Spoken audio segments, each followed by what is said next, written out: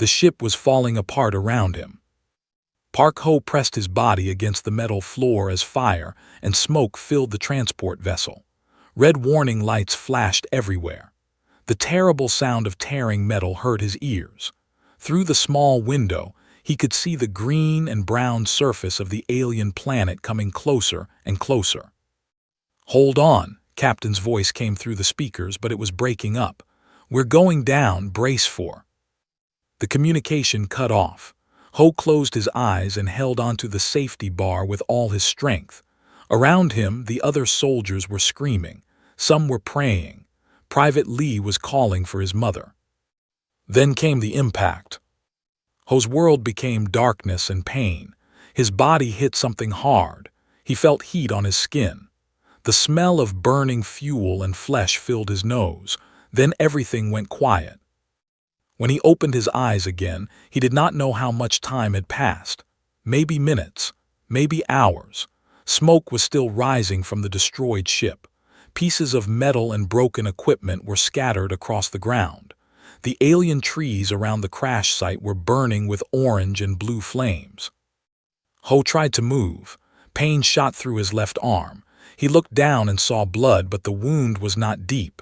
He had been lucky, very lucky. He crawled out from under a piece of the ship's wall that had protected him from the worst of the crash.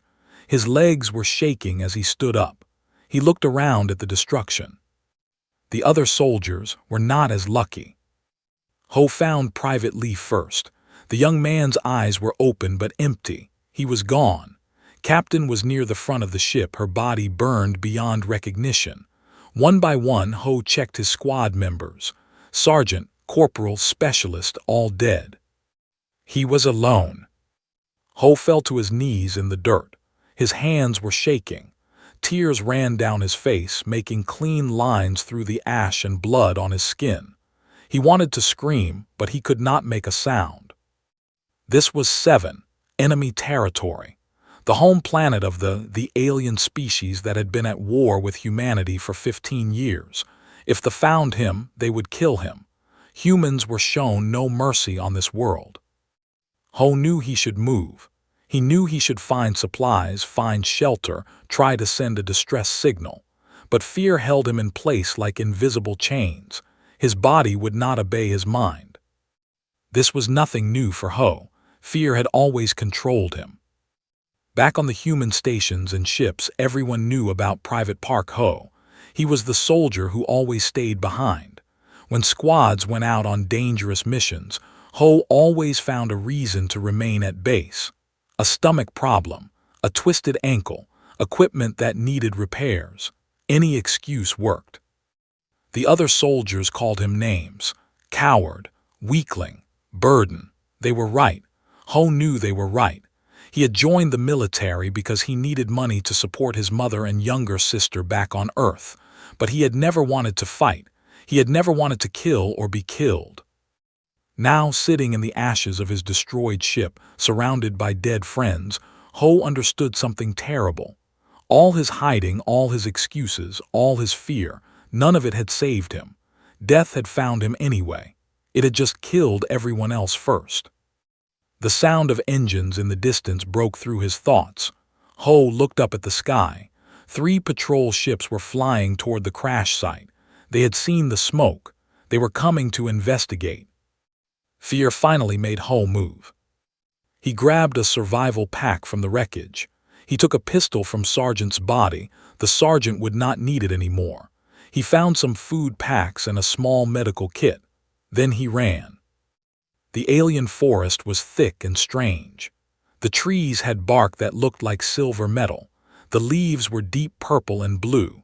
Strange sounds came from everywhere, animal calls that Ho did not recognize. The ground was soft and wet beneath his boots. Ho ran until his lungs burned.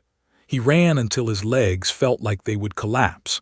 He ran until the crash site was far behind him, and the smoke was just a thin line in the distant sky. Finally, he found a place to hide. It was an old bunker built into the side of a small hill. The door was rusted and covered with alien vines, but it still opened. Inside, the air was cold and stale. Dust covered everything. This place had been abandoned for many years. Ho closed the door behind him and sat down in the darkness. His breathing was loud in the small space. His heart was beating so fast that he thought it might break. He was alone on an enemy planet. No one knew he was alive. No rescue would come. They would be searching for survivors from the crash. When they found no bodies, they would know someone had escaped. They would hunt him. Ho pulled his knees to his chest and wrapped his arms around them. He felt like a child again, hiding under his bed during thunderstorms. The great soldier, the defender of humanity, hiding in a hole in the ground, too scared to even think about what to do next. Hours passed. The light that came through cracks in the bunker walls changed from bright to dim as the alien sun moved across the sky. Ho did not move. He did not eat. He did not sleep. He just sat and waited for death to find him. Then he heard something that changed everything. A scream high and sharp, the voice of a child. Ho lifted his head. The scream came again from somewhere in the forest. It was filled with terror, with desperation, with the pure fear of someone who knew they were about to die. Every part of Ho's mind told him to stay hidden. Going outside meant death. Investigating strange sounds meant death. Everything on this planet meant death. But that scream, it sounded so much like his younger sister, Min, when she was small. She would scream just like that during her nightmares. Ho would run to her room and hold her until she felt safe again. His hands moved on their own. They picked up the pistol. His legs stood up. His feet walked toward the door. For the first time in his life, Park Ho was moving toward danger instead of away from it. He did not understand why. He did not think about what he was doing. He just moved. The child screamed again, closer now. Ho opened the bunker door and stepped out into the dying light of the alien sunset. He had no idea that this moment would change his life forever. Ho moved through the purple forest as quietly as he could. The alien plants scratched at his uniform. Strange insects flew past his face. The screaming had stopped, but he could hear voices now. Rough, deep voices speaking in the language. He had learned some words during his military training. Basic phrases, simple commands, enough to understand that the voices ahead were angry. Ho crawled behind a large rock covered with glowing moss. He looked down into a small clearing below. There were 5 soldiers standing in a circle. They were tall, almost 7 feet high, with pale blue skin and large dark eyes. Their bodies were thin but strong, built for speed and precision. They wore black armor with red symbols that Ho did not recognize. In the center of the circle was a child. She was a girl, small and thin, maybe 8 or 9 years old in human terms.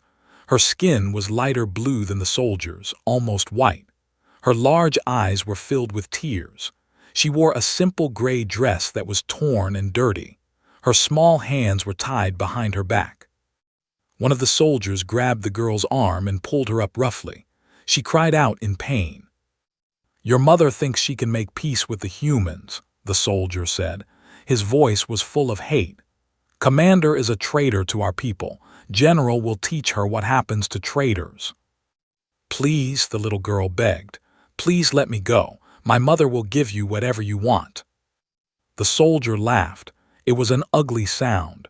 "Yes, she will. She will give us everything, because if she does not, we will send you back to her in pieces." The other soldiers laughed too. One of them kicked dirt at the girl. Another pulled her hair. They were enjoying her fear. They were enjoying her pain. Ho watched from behind the rock. His hands were shaking again, not just from fear this time, but from something else, something hot and angry. He knew he should leave. This was not his problem. There were enemies, all of them, adults and children. If he tried to help, he would die. There was no question about it. 5 armed soldiers against 1 frightened human with a small pistol. The math was simple. But the girl's face, her tears, her small voice begging for mercy. Ho thought about his sister again. Min was 17 now, almost a woman. But in his mind, she would always be the little girl who ran to him when she was scared. The little girl who trusted him to protect her from the monsters in the dark. This child was someone's little girl too. The soldier raised his hand to hit the child. Ho made his decision. He pulled a small explosive charge from his survival pack. It was meant for destroying equipment, not for combat, but it would make a loud noise and bright light. That was all he needed. Ho threw the charge as far as he could, away from the clearing. It landed in the thick bushes and exploded with a flash of white light and a sound like thunder. The soldiers spun around, weapons raised, looking toward the explosion. In that moment of confusion, Ho ran. He did not think. He did not plan. He just moved. His feet carried him down the hill faster than he had ever run before. He grabbed the little girl around her waist and kept running. The child screamed. The soldiers shouted. Weapons fired. Bright purple energy bolts flew past Ho's head, burning the air around him. But Ho did not stop. He ran into the thick forest, carrying the struggling girl under his arm like a package. Branches hit his face. Roots tried to trip him. His lungs screamed for air. Behind him, the soldiers were chasing. They were faster than him, stronger than him, but they did not know this part of the forest like they knew others, and the thick plants slowed them down just as much as they slowed Ho. The girl was hitting his back with her tied hands. She was screaming words he did not understand. She was terrified of him, a human, the enemy of her people. "Stop fighting," Ho gasped in broken. I help you." She did not believe him. Why would she? Humans and had been killing each other for 15 years. Children on both sides grew up learning to hate the other species. To her, Ho was just another monster. But at least he was a monster who was running away from the soldiers who wanted to hurt her. Ho found a river. The water was cold and moved fast. Without stopping to think, he jumped in. The current grabbed him and pulled him downstream. The girl gasped and coughed as water splashed over her face. Behind them, the soldiers reached the riverbank. They fired their weapons, but the shots went wide. The river bent around a corner, and soon the soldiers were out of sight. Ho held the girl above the water as best he could. His arms were burning with effort. His legs kicked against the strong current. Rocks hit his body, leaving bruises and cuts. Finally, he found a place where the river became shallow. He dragged himself and the girl onto a muddy bank, coughing and spitting water. For a long moment, they both just lay there, breathing hard. Then Ho sat up. He looked at the girl. She was staring at him with her huge dark eyes. Her small body was shaking from cold and fear. "I not hurt you," Ho said slowly, using his limited words. "I promise." The girl said nothing. She just kept staring. Ho reached into his pocket and pulled out a small knife. The girl's eyes went wide with terror, but Ho just reached around her and cut the rope that bound her hands. She was free. She could run away if she wanted to. The girl rubbed her wrists where the rope had left red marks. She looked at Ho, then at the forest around them, then back at Ho. "Why?" she asked in accented but understandable human language. "Why did you save me? You are human, I am." Ho did not have a good answer. He was still asking himself the same question. "You are child," he said finally. "Children should not be hurt, does not matter if human or—" The girl was quiet for a long moment. Water dripped from her white hair. Her small hands held her torn dress. "The soldiers," she said, "they will find us. They will not stop until they have me. General wants to use me against my mother." "Your mother?" The girl lifted her chin with a pride that seemed too big for such a small person. "My mother is commander of the 3rd Fleet. She is the greatest warrior of our people." Ho felt his blood turn cold. Commander, he knew that name. Every human soldier knew that name. Was the one who had ordered the attack on Station Orion 12. The massacre that killed 700 humans in a single night, including Ho's best friend, Dong. And now Ho had saved her daughter. He looked at the small girl sitting in the mud, shivering from cold. She did not look like the child of a monster. She looked like any other frightened kid who needed help. "My name is," the girl said quietly. "What is your name, human?" Ho swallowed hard. His mind was screaming at him to walk away, to leave this child and save himself, but his heart would not let him. "Ho," he said, "my name is Ho." Tried to repeat it, tar, tar. Despite everything, Ho almost smiled, close enough. He stood up and offered his hand to the girl. She looked at it for a long moment. Then slowly, she took it and let him pull her to her feet. "We need to find shelter," Ho said. "Somewhere safe to hide. Can you walk?" Nodded, her small hand was still holding his. Together, the human soldier and the enemy's daughter walked into the dark forest, not knowing what the future would bring. They found shelter in a cave behind a waterfall. The entrance was hidden by the falling water, making it almost impossible to see from outside.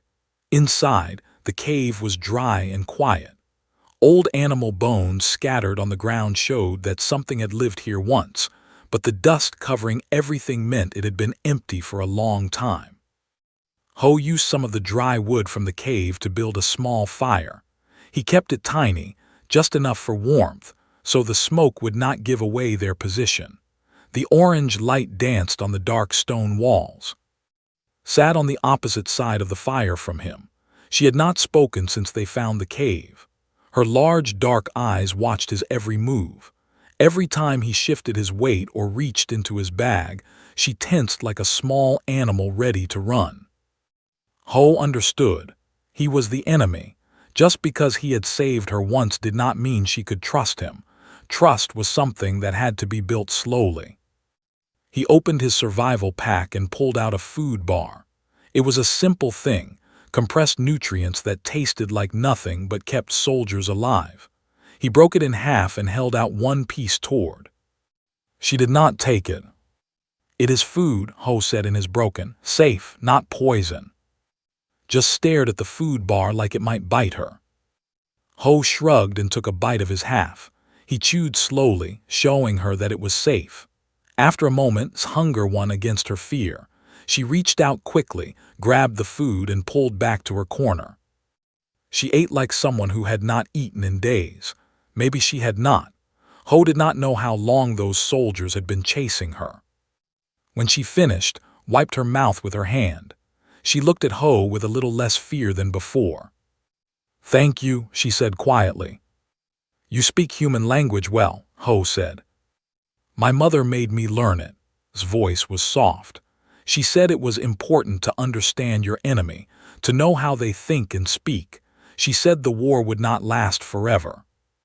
Ho found this surprising. Commander, the butcher of Orion 12, teaching her daughter the human language, teaching her that the war might end someday. It did not match the image of the monster that Ho had built in his mind. "Why were those soldiers chasing you?" he asked.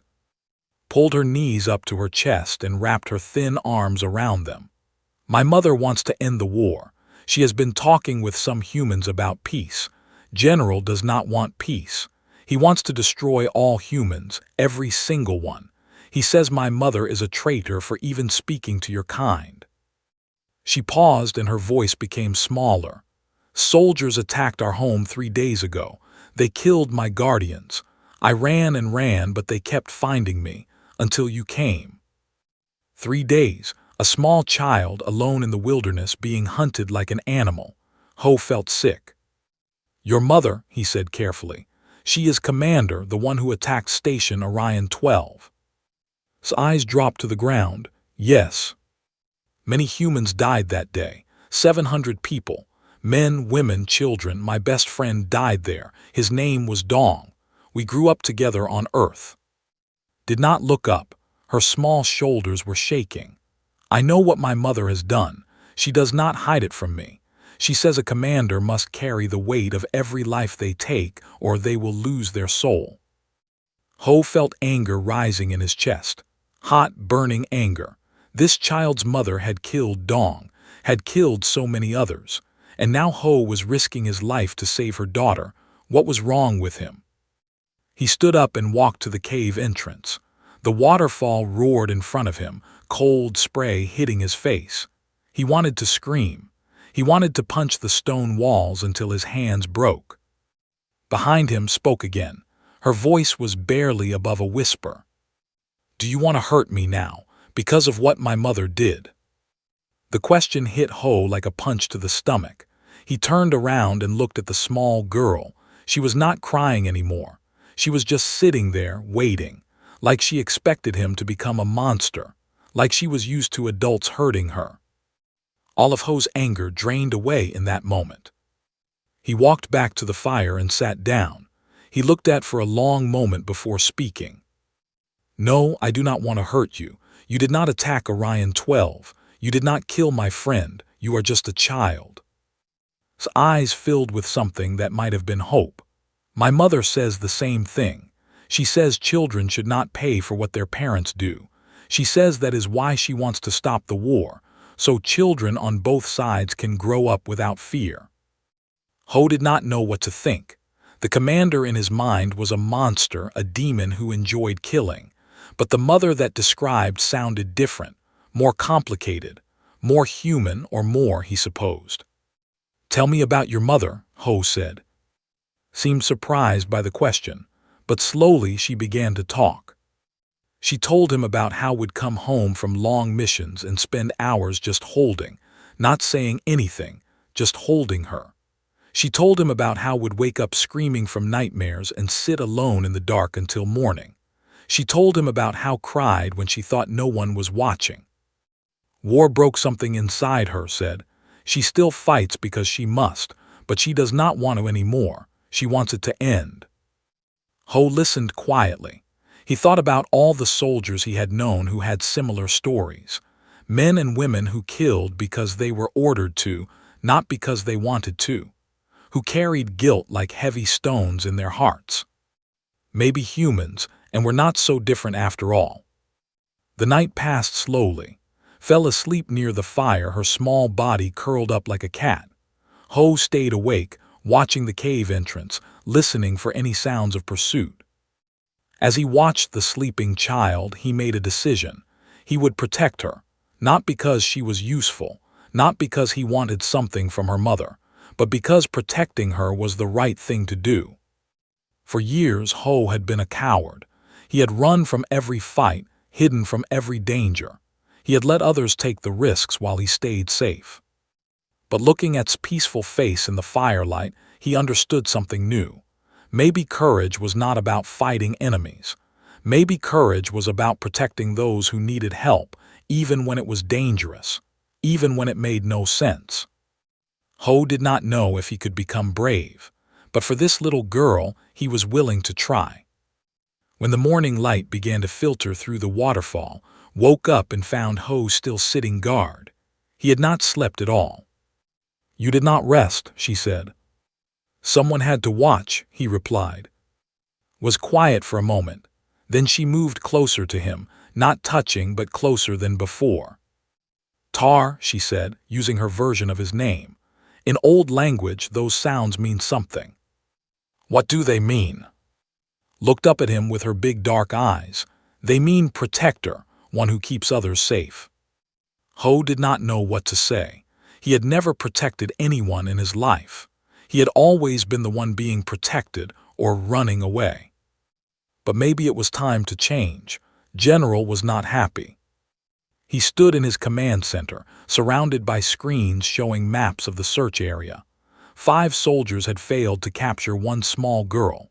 Worse, they had lost her to a human, a single, pathetic human who should have been dead already. "Find them," said to his officers. His voice was cold and hard like ice. "Find them and bring the girl to me. Kill the human slowly. Make sure he suffers." One officer stepped forward nervously. "General, we have tracked them to the river, but the trail goes cold after that. The forest is large and—" "Excuses do not interest me." His dark eyes narrowed. "Send." The room went silent. Everyone knew who was.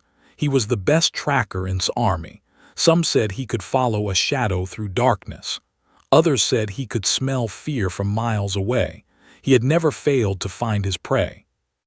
"Yes, General," the officer said quietly. "I will contact him immediately." Far away in the forest, Ho and were moving again. They traveled during the early morning and late evening, hiding during the bright middle of the day when they would be easiest to spot. They ate roots and berries that knew were safe, saving the human food bars for emergencies. Had begun to trust Ho more. She walked beside him instead of behind him. She answered his questions with more than one or two words. Sometimes she even smiled. "Tell me about Earth," she said one evening as they rested beneath a giant purple tree. "I have seen pictures, but my mother says pictures cannot show the truth of a place." Ho thought about his home planet. It felt like a different lifetime now. "Earth is beautiful," he said. "It has blue oceans that cover most of its surface, green forests and white mountains, deserts made of golden sand. Every part of it looks different." "It sounds nice. Seven only has forests and swamps. I have never seen a desert or an ocean." "Maybe someday you will." Smiled at that, but it was a sad smile. "Maybe, if the war ends." They continued traveling for 3 more days.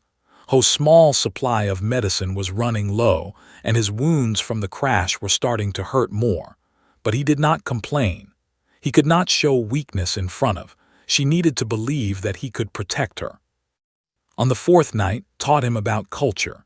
She told him about the Star Festival, when all looked up at the sky and thanked the stars for giving them life. She told him about bonding rituals, where two would share blood to become family forever. She told him about her people's most important belief. "We believe that courage is not the absence of fear," said. "It is the choice to act even when you are afraid. A person who feels no fear cannot be brave. Only someone who is scared but still moves forward, that person is truly brave." Ho laughed softly. "Then I must be the bravest person alive. I am always afraid." Looked at him seriously. "You are braver than you know, Tar. You saved me when you could have hidden. You protect me even though I am your enemy. That takes more courage than fighting in a battle." Ho did not know how to respond to that. He had never thought of himself as brave, but words planted a small seed of something in his chest. Maybe it was hope, maybe it was belief. He was not sure. The next morning, everything changed. Ho woke up to find shaking his shoulder. Her eyes were wide with fear. "Someone is coming," she whispered. "I heard movement in the trees." Ho grabbed his pistol and looked around. The forest was quiet, too quiet. No animal sounds, no wind, just silence. Then he saw him. He stepped out from behind a tree about 50 meters away. He was tall, even for his species, with scars covering half his face. His eyes were yellow instead of the usual black, a rare mutation that made him look even more frightening. He wore no armor, just simple hunting clothes. In his hand was a long curved blade that gleamed in the morning light. "Human," he said. His voice was calm, almost friendly. "My name is. General has sent me to bring back the girl. Give her to me and I will kill you quickly. Fight me and I will make your death last for days." Ho pushed behind him. His hand was shaking around the pistol grip. "Run," he whispered to her. "I will hold him off. Run and do not look back." "No," said fiercely. "I will not leave you." "Please." Moved, he was fast, faster than anything Ho had ever seen. One moment he was 50 meters away. The next moment he was right in front of Ho, his blade swinging through the air. Ho barely managed to jump back. The blade cut his chest, not deep but painful. He fired his pistol but was already gone, moving to the side like a ghost. "Slow," said, almost sounding disappointed. "Weak. This is what has been protecting the commander's daughter, a coward who cannot even hold his weapon steady." Ho knew was right. He was not a fighter. He had never been a fighter. Every battle he had ever been in, he had hidden while others did the killing. Attacked again. This time his blade found Ho's arm, cutting deep. Ho screamed and dropped his pistol. He fell to his knees, holding his bleeding arm. "Please," cried out, running toward. "Please stop. I will go with you. Just do not hurt him anymore." Smiled, an ugly expression on his face. "Oh, I will take you, little one. But first I must finish what I started. Wants this human to suffer." He raised his blade above Ho's head. Something broke inside Ho.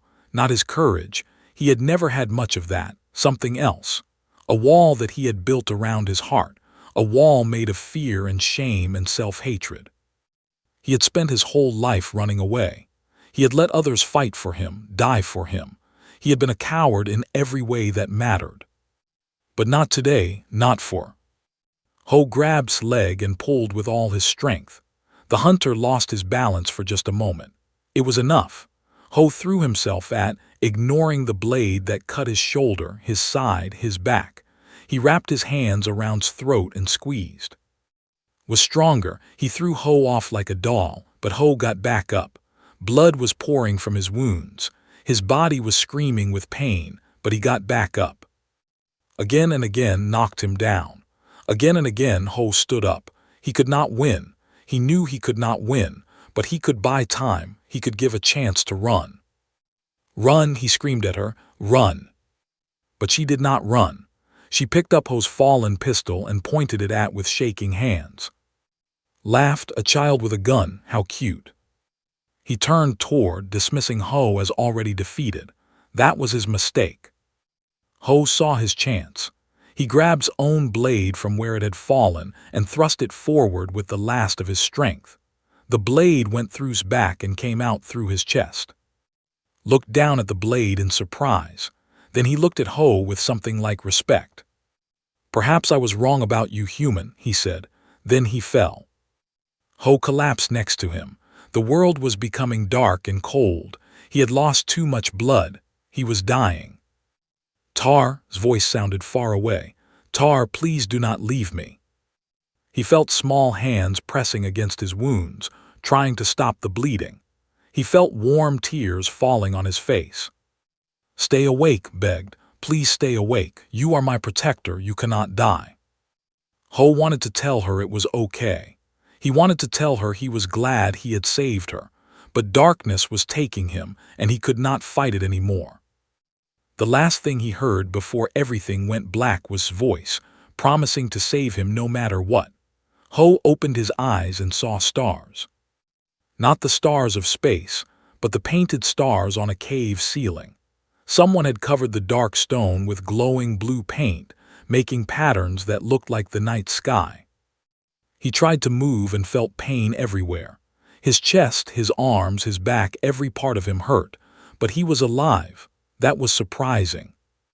"You are awake." His face appeared above him. Her eyes were red from crying, but she was smiling. "I thought you were going to die," she said. "You slept for 2 days. I used all of your medicine and some herbs that my mother taught me about.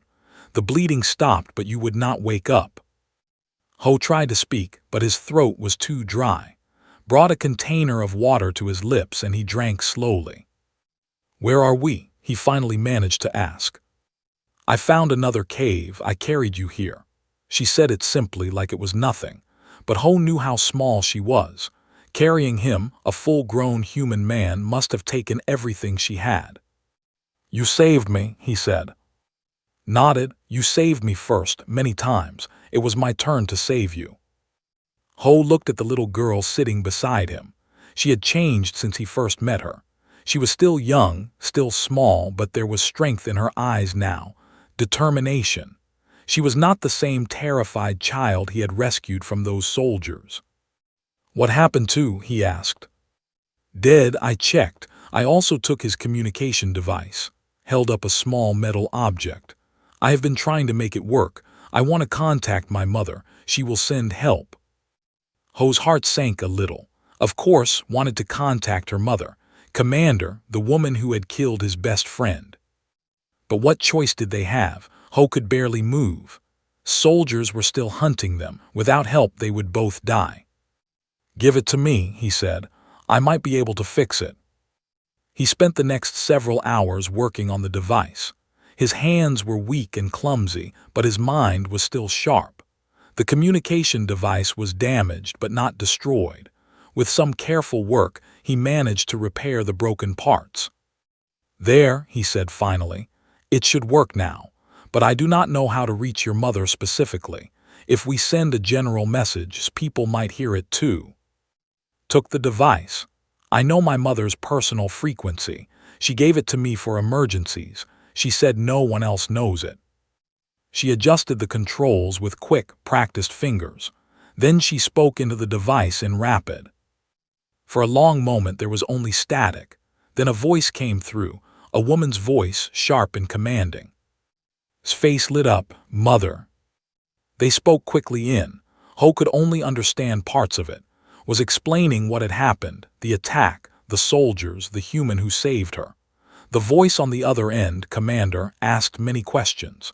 Her tone shifted between relief, anger, and something that might have been disbelief. Then spoke in the human language, put the human on.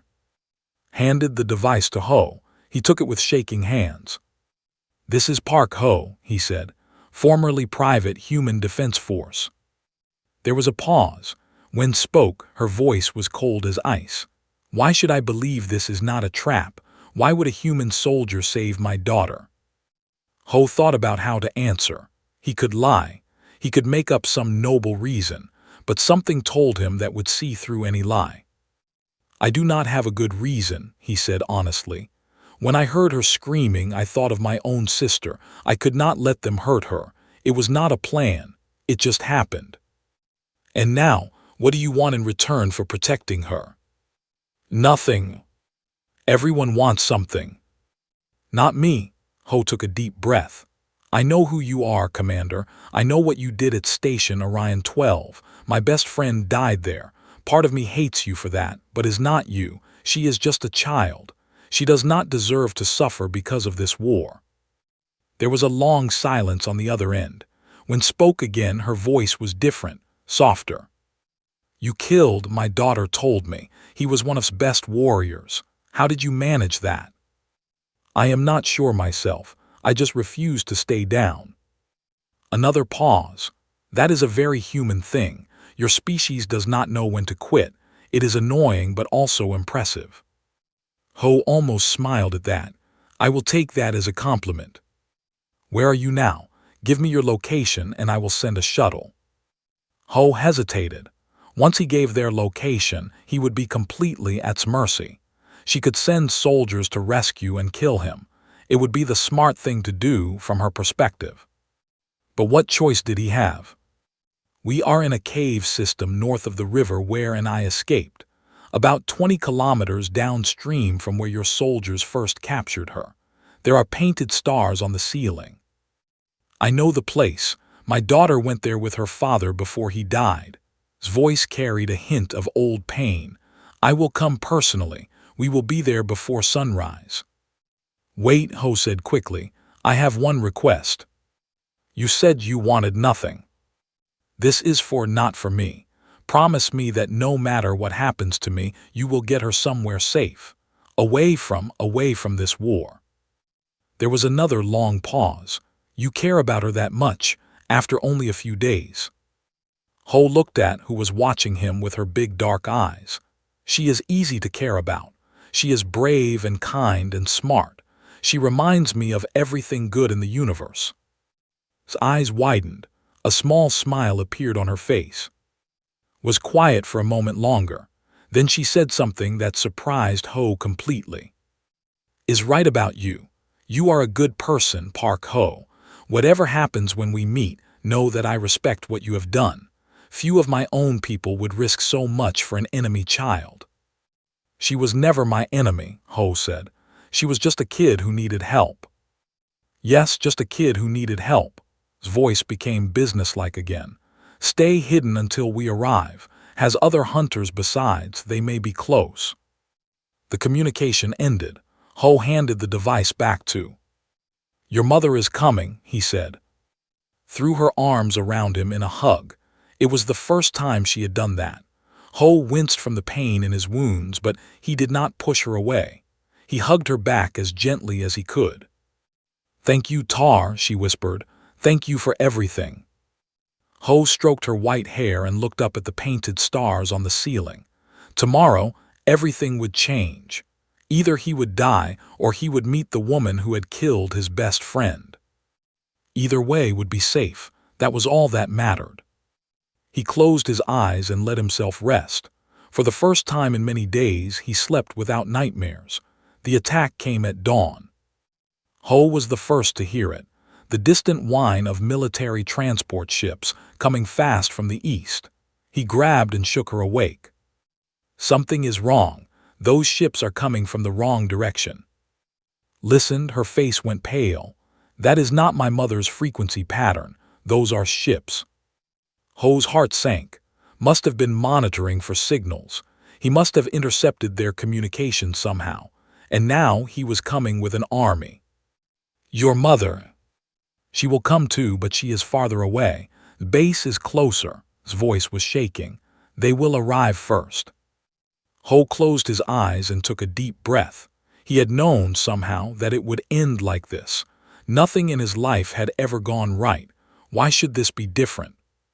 But then he opened his eyes and looked at her frightened face, at her trembling hands. This little girl trusted him, believed in him, thought he was her protector. He would not let her down. We need to move, he said. We need to get to the meeting point and hope your mother arrives in time. They left the cave and ran through the forest. Ho's wounds screamed with every step, but he ignored them. Pain was just a feeling. It could not stop him unless he let it. The meeting point was a flat clearing on top of a small hill, chosen because ships could land there easily. It was about 2 kilometers away. They could make it if they were fast enough. But they were not fast enough. The first of transport ships appeared in the sky just as they reached the edge of the clearing. Soldiers began dropping from the ships on ropes, landing all around them. 10, 20, 30 soldiers forming a circle with no escape. Ho pushed behind him and raised his pistol.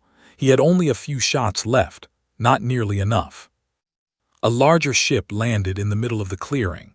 The door opened, and stepped out who could only be General himself. He was old but strong, with gray patches in his blue skin and eyes that held no warmth at all. Commander's daughter said, walking toward them slowly.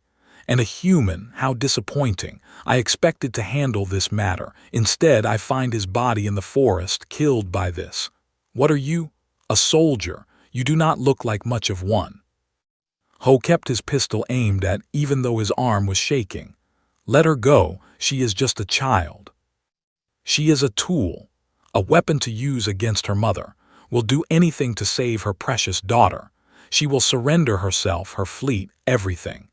And then I will destroy all the humans and will rule the galaxy as we were meant to. You are insane. Smiled coldly, perhaps, but I am also winning. He gestured to his soldiers. Take the girl, kill the human. The soldiers moved forward. Ho fired his pistol once, twice, 3 times. 3 soldiers fell, but more kept coming. A soldier grabbed his arm. She screamed and struggled. Something inside Ho snapped. He threw himself at the soldier holding, not caring about the weapons pointed at him. He punched and kicked and bit like an animal. The soldier went down, and Ho grabbed his rifle. He spun around, firing into the crowd of enemies. He did not aim carefully. There was no time. He just pulled the trigger again and again, screaming wordlessly at the top of his lungs. Soldiers fell, others fired back. A plasma bolt hit Ho's leg and he dropped to one knee. Another hit his arm. He kept firing. Enough, shouted. A soldier smashed the back of Ho's head with his weapon. Ho fell forward onto his hands and knees, the stolen rifle falling from his grasp. He tried to get up. His body would not obey. Blood dripped from his mouth onto the grass. Walked over to him and looked down with disgust. Pathetic. All that struggle and you cannot even stand. I can stand, Ho gasped.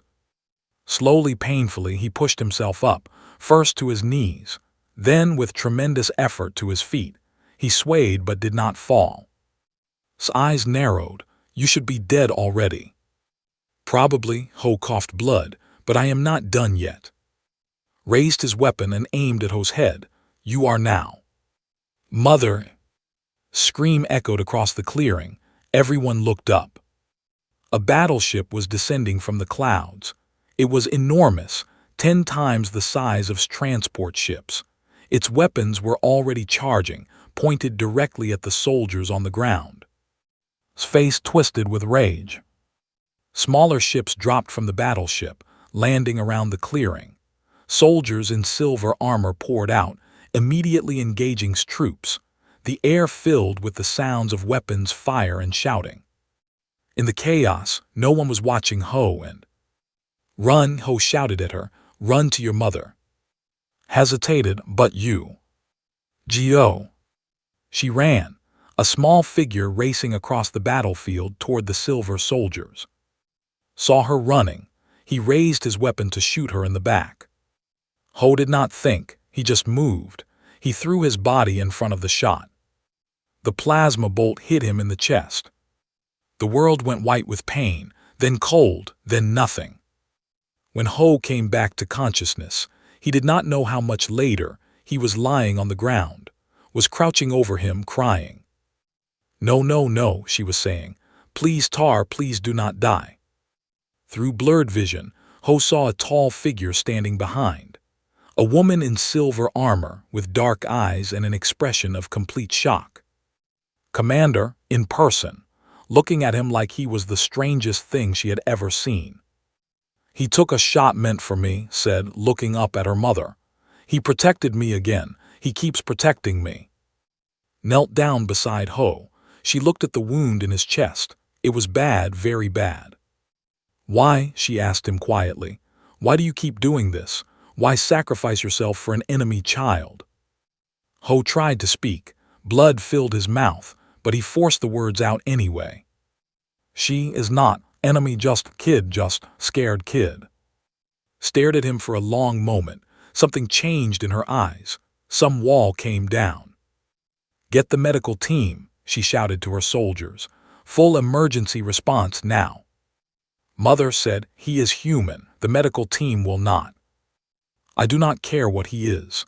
He saved your life. He will not die today, not if I can help it. Medics rushed over with equipment. They looked at in confusion, but they did not question her orders. They began working on Ho's wounds immediately. As Ho's consciousness faded again, he heard giving commands. He heard crying. He heard the sounds of battle ending as forces surrendered or fled. But mostly he heard his own heartbeat, slow, weak, but still there. Still fighting. Just like him, Ho woke up in a room made of silver metal. For a moment he thought he was dead. The room was too bright, too clean, too quiet to be real. But then he felt the softness of the bed beneath him, the warmth of blankets covering his body, and the dull ache in his chest that reminded him of everything that had happened. He was alive. He turned his head slowly and looked around. Medical equipment surrounded his bed, devices he did not recognize, with screens showing symbols in the language. The room had no windows, but gentle blue light came from panels in the ceiling. He was on a ship, in a medical bay, being kept alive by technology.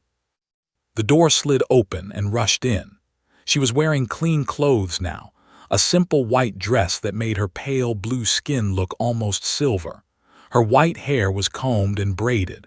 She looked like a completely different person from the frightened, dirty child he had found in the forest. Tar, she ran to his bedside and grabbed his hand. You are awake. The doctor said you would wake up soon, but I was so worried.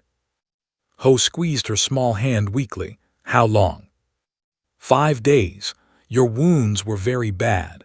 Human bodies are different from ours, so the doctors had to learn how to treat you. My mother brought special equipment from a human medical ship we captured last year. Your mother, Ho tried to sit up, but pain stopped him. Commander saved me. She would not let you die, she said. Paused, looking shy. She said anyone who protected her daughter like you did deserves to live. She stayed by your bed for 2 whole days, making sure the doctors did everything right. Ho did not know what to say. The monster of his nightmares, the killer of his best friend, had spent 2 days making sure he survived. The universe made no sense anymore. The door opened again, and Commander entered. She was tall, taller than Ho had expected. Her blue skin was darker than marked with thin scars from years of battle. Her eyes were the color of deep space, and they held a weight that spoke of too many lives taken and too many losses endured. She wore a simple uniform instead of armor, and her silver hair was pulled back tightly. She looked nothing like a monster. She looked tired, sad, old beyond her years. "Leave us," said Tu. Her voice was gentle, not commanding. "But Mother, just for a little while, I need to speak with him alone." Looked at Ho with worried eyes. He nodded to tell her it was okay. She squeezed his hand one more time, then left the room. Walked to his bedside and stood there looking down at him. For a long moment, neither of them spoke. "I killed your friend," finally said. "Dong told me about him. I ordered the attack on Station Orion 12. I gave the command that ended 700 lives, including his." Ho felt the old anger stir in his chest, but it was weaker now than before. "Why are you telling me this?" "Because I will not pretend it did not happen. I will not apologize either. We are at war. Both sides have killed, both sides have lost. That is the nature of conflict." "Then why did you save me?" Was quiet for a moment. Then she pulled a chair over and sat down beside his bed. "Among my people there is an ancient tradition. When someone saves your child's life, you owe them a life debt. Your soul becomes connected to theirs forever. It is a bond stronger than blood, stronger than any contract or promise." She looked at him with those deep, dark eyes. "You saved 3 times, from soldiers, from the plasma bolt meant for her back. By our tradition, I owe you 3 souls, though I only have 1 to give." "I do not want your soul," Ho said. "I do not want anything." "I know, told me that too. She says you are the most selfless person she has ever met, that you protected her even though she was your enemy, even though you had every reason to hate her because of me." Leaned forward. "That is what I cannot understand. Why? What kind of person risks everything for a stranger, an enemy child? What did you hope to gain?" Ho thought about the question seriously. He had asked himself the same thing many times during the past weeks. "When I found her, she was crying. She was scared. She was alone. None of that had anything to do with the war or with you or with my friend who died. She was just a little girl who needed help, and I could help her, so I did." He paused, gathering his thoughts. "All my life I have been a coward. I ran from every fight. I hid while others died. I hated myself for it, but protecting. It was the first time I did something that mattered, something I could be proud of. Maybe that is selfish in its own way, but I do not regret it." Studied his face for a long time. Something in her expression shifted, a softening around her eyes. "My husband was like you," she said quietly. "He believed in kindness even in war. He thought that small acts of mercy could change the universe. I used to think he was naive, but watching you I am beginning to think maybe he was right." "What happened to him?" "He died in a battle I should have prevented. I became harder after that. I focused only on winning, on protecting our people. I forgot what he taught me." She looked at its empty chair. "Is so much like him. She sees the good in everyone, even in humans." Stood up and walked to the window. Outside, Ho could see stars, endless stars stretching into infinity. "I have a proposal for you, Park Ho. I want to offer you a choice." Ho waited. "You can stay here on my ship under my protection. You would be safe. You would want for nothing. Adores you, and you have earned the respect of my crew. You could live out the rest of your life in peace. Or I can send you back to human space, not as a prisoner being returned, but as an ambassador. I am tired of this war. My people are tired, is captured now, and his faction is broken. The ones who wanted endless conflict have lost their power. There is a chance, a real chance for peace. Turn to face him. But peace cannot happen without someone willing to bridge the gap between our peoples, someone who has seen the best of both sides, someone like you. Ho understood what she was offering. It was more than just freedom, it was purpose. What would I need to do? Carry a message to your leaders. Tell them what happened here. Tell them that there are who want to stop fighting, who are willing to negotiate.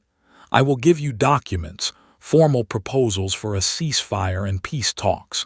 I will give you access codes so your ships can contact mine directly. She paused. I will also give you my personal promise that any humans who come in peace will be received in peace. That is my life debt to you, my word as a commander and as a mother. Ho lay there, thinking. A few weeks ago, he had been a coward who ran from everything. Now he was being asked to become a messenger of peace between two species that had been at war for 15 years. It seemed impossible, but so had surviving the crash, so had saving, so had killing, so had everything that had happened since that first scream in the forest. I will do it, he said. Nodded, a hint of relief in her eyes. I hoped you would say that. The door burst open and ran back in. I was listening, she admitted without shame. I am sorry, but I had to know. She climbed onto Ho's bed, careful not to bump his wounds, and hugged him. You are going back to your people. Yes, but not forever. If we can make peace, I will come visit you. Promise. I promise. Reached into her pocket and pulled out a small pendant. It was shaped like a star, made of the same silver metal as the walls around them. She pressed it into Ho's hand. This is for you. It belonged to my father. In our language, the symbol means brave one, someone who faces fear and keeps moving forward anyway. Ho looked at the pendant. It was warm from his hand. I was never brave, he said. I was scared the whole time. Smiled, the same smile she had given him when she first learned his name. That is what makes you brave, Tar, being scared but doing it anyway. 3 days later, Ho stood in the docking bay of a human space station. Behind him was the small shuttle that had brought him here.